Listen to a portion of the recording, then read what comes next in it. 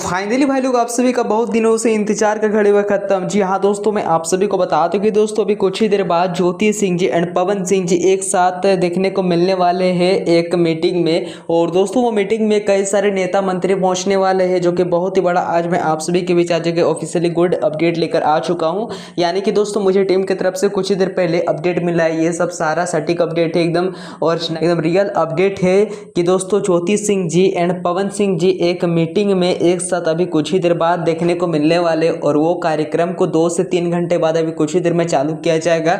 और बात रहा कि उस मीटिंग में कौन कौन पहुंचने वाले हैं, तो दोस्तों मैं आप सभी को बताते कि दोस्तों उस मीटिंग में कई सारे नेता मंत्री और भी वकील जज भी बहुत सारे पहुंचने वाले हैं। और उस मीटिंग में ये कहना है कि ज्योति सिंह जी मतलब रहने वाले हैं कि नहीं, पवन सिंह जी उनको रखेंगे कि नहीं, या तो दोनों में से एक चांस होगा, या तो तलाक होगा या तो फाइनल डिसीजन हो कि हाँ रखेंगे। यानी कि दोस्तों एक गुड अपडेट भी एक बैड अपडेट है। अभी देखिए क्या होता है।